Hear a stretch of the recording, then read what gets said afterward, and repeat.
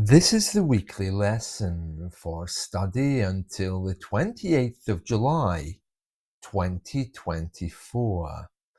Subject: Life without ID cards. This particular bank looked the same as any other.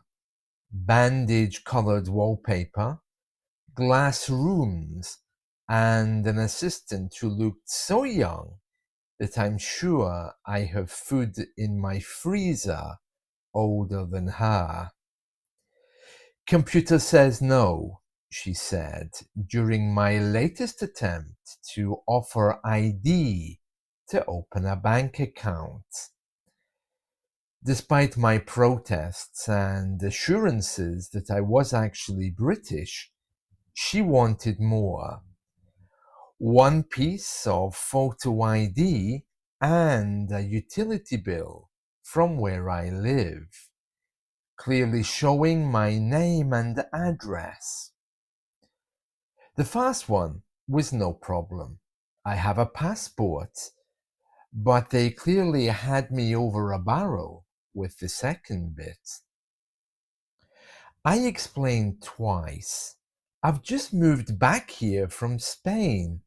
I don't have a permanent address yet, but my appeal fell on deaf ears. When you have ID showing an address, come back to me and we will process your application, like an electricity bill from the last 3 months, for example, was her latest way of getting rid of me. She was an impressive opponent. Dressed in a navy-colored business suit, she meant business. Looking her over, I noticed that she had more curves than a Formula One car racetrack, and no doubt she was twice as dangerous.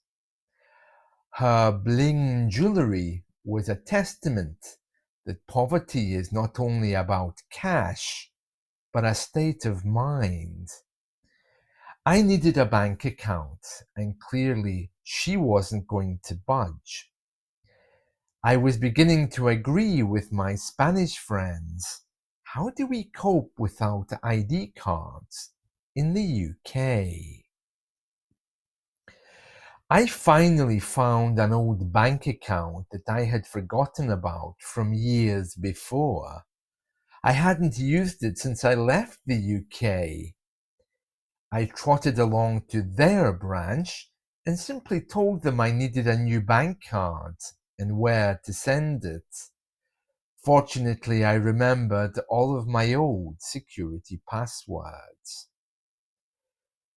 Dealing with organizations without ID cards is always rough, but trying to deal with financial institutions is worse still and involves an endless cycle of conversations. I think that's the same the world over. The problem in the UK, though, is not only the lack of ID cards, it's also about our legalistic approach to the world and our lack of social structure. If I had been living with relatives, there would have been no problem. I could have asked my parents to give me a letter saying I was living there. Friendships here are never large enough to encompass those kinds of favors, and that left only my brother to turn to for help.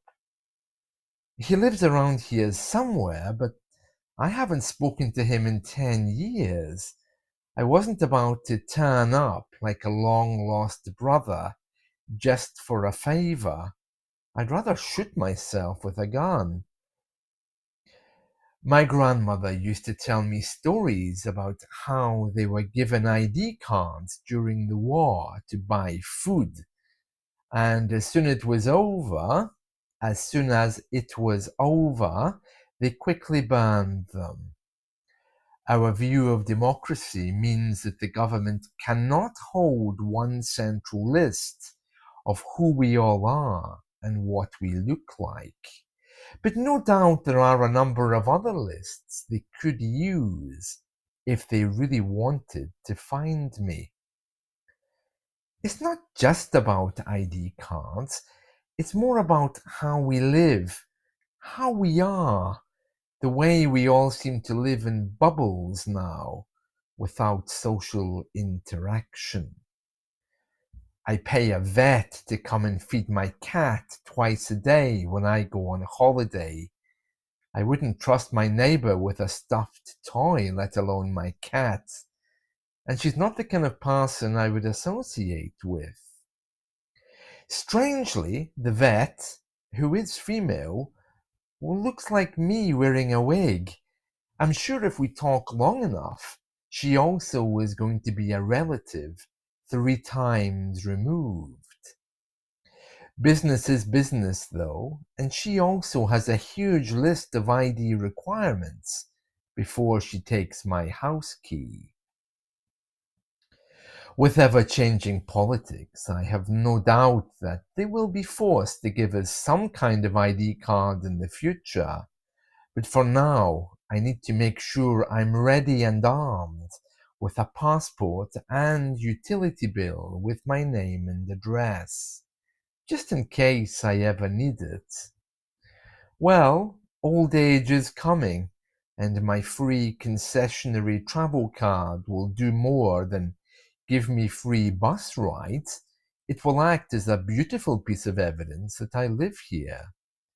At least old age is good for some things.